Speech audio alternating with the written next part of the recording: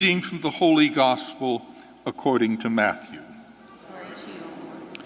When Jesus was born in Bethlehem of Judea in the days of King Herod, behold, Magi from the east arrived in Jerusalem, asking, "Where is this newborn King of the Jews? We saw his star at its rising and have come to do him homage." When King Herod heard this, he was deeply troubled, and with him all Jerusalem. Assembling all the chief priests and the scribes of the people, he inquired of them where the Christ was to be born.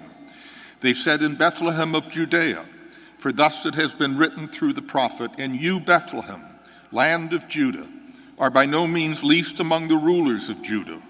For from you shall come forth a ruler who is to shepherd my people Israel.'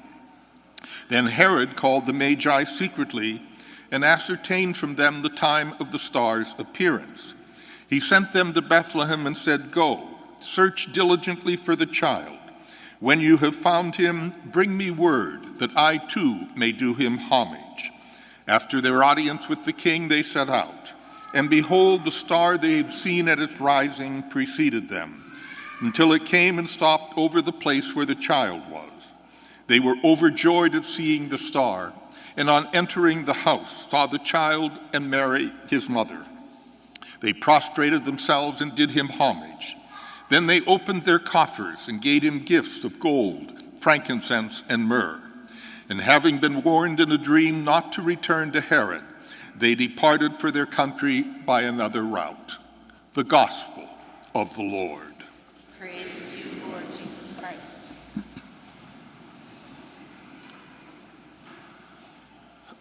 A quick point about Scripture and then one other point. Matthew is the only Gospel author to tell us the story of the Magi. It's not found in any of the other three Gospels. Matthew wrote his Gospel in about the year 85, and it was addressed to Jewish people living in present-day Damascus, Syria, who wanted to remain Jews but believed that Jesus was the Messiah.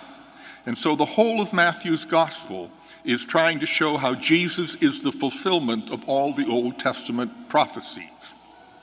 This particular story of the Magi was a veritable slap in the face at the Jewish leadership, because Matthew is saying to them, rather than being focused on spiritual things, you are so hung up over here on laws and rules and regulations that you didn't even see the Messiah when he came. It took these pagans from a foreign land to come and discover him. And if you notice in the reading of the Gospel, Matthew does not say that there were three Magi. He does not say that their names were Melchior, Balthazar, and Caspar. He does not say that one of them was black. All of those elements were added later on by popular preachers to try to paint a picture for people. And that's perfectly valid. But what we need to do is know what's in the Scriptures and what's not in the Scriptures. The Magi were searching for the Messiah. There are still people searching for him today. Some of them are your children who long for something spiritual in their lives, but they didn't get it in their confirmation programs, their religious education, or their theology classes. Still searching for him are women who come to the church with all their talents and gifts, and we say to them, "We don't need you, we men can run the church." Still seeking for the Messiah are the people we have demonized and pushed to the periphery: gay people, divorced and remarried, the immigrant, the Muslim.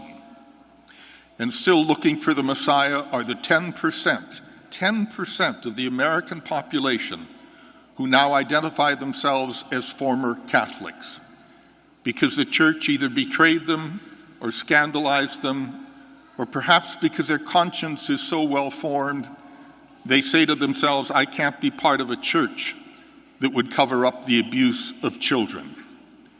We need to listen to these people who are seeking the Messiah, for they have much to tell us.